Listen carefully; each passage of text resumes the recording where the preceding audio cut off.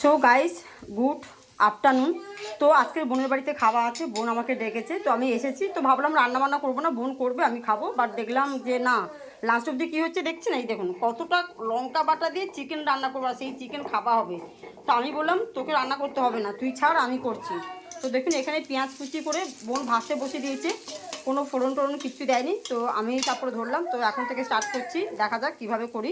তো সেটা আপনারা সবাই দেখতে থাকুন। সো গাইস, এখন মেশিনে একটু রাগারাগি হচ্ছে, দেখুন কেমনভাবে মানে যা মানে মাথা চুলকেই যাচ্ছে, চুলকে যাচ্ছে, ওর মাথা নাকি এত উকুন হয়েছে, চুলকালে উকুন চলে যাবে। তো যাই হোক, দেখুন পেঁয়াজটা আমার লাল করে ভাজা হয়ে গেছে।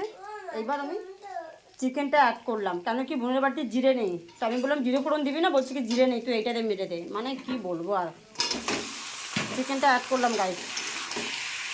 বোন এইরকমই, যা থাকে তাই যা। পেঁয়াজ কতটুকু দিয়েছে,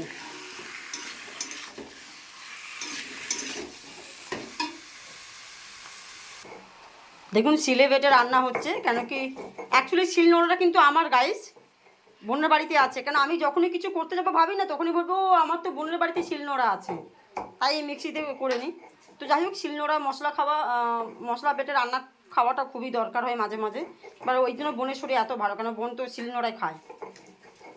এখানে আদা রসুন পেস্ট বাটা হচ্ছে, দেখো লঙ্কা বাটা হচ্ছে। লঙ্কা বাটা তো আমি আরও কমাবো, শরীর খারাপ করে আমার কিচ্ছু লাভ নেই। দেখুন আমার চিকেনটা হাফ ভাজা হয়ে গেছে। এবার আমি টমেটো অ্যাড করলাম, এটা একটু নাড়াচাড়া করব। তারপরে আদা রসুন পেস্ট দেবো, লঙ্কা বাটা দেবো, হলুদ দেবো। দেখতে থাকুন, সঙ্গে থাকুন। দেখতেই পাচ্ছেন লঙ্কা বাটা আছে, আদা রসুনের পেস্ট আছে, দুটো অ্যাড করলাম।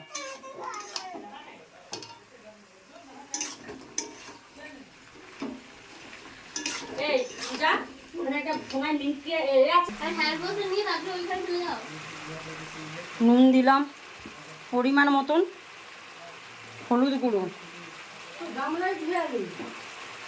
গাইস, এরা এত কথা বলছে না, আমার মা আমার বোন যেন সে চিংড়ি মাছের ব্যবসা করছে বাড়ির মধ্যে।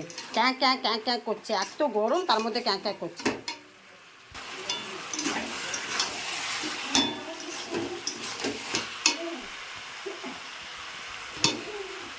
দেখতেই পাচ্ছেন এভারেস্ট কোম্পানি, এভারেস্টের চিকেন মশলা, চিকেন মশলা পরিমাণ মতন চিকেন মশলা দিয়ে দিলাম।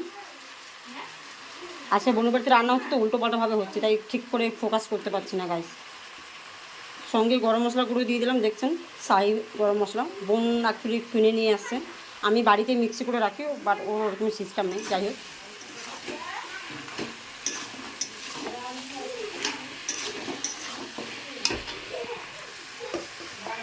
দেখছেন আলুটা অ্যাড করলাম। আলু কম পড়বে বলে আবার 3-4টে আলু কেটে অ্যাড করা হলো। এবার নেড়ে ছেড়ে কম আঁচ করে ঢাকা দিয়ে দেবো। 5 মিনিট পর পর আমি আপনাদেরকে দেখাতে থাকবো। ওকে গাইস, দেখুন কষানো হয়ে যাচ্ছে, ঠিক আছে। আমি সব মিশিয়ে রান্না ছিল মিলিয়ে দিয়েছি। এবার দেখতেই পাচ্ছেন আমি কম করে 5 মিনিট পর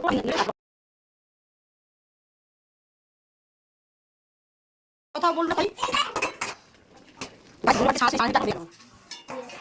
5 মিনিট দেখছেন।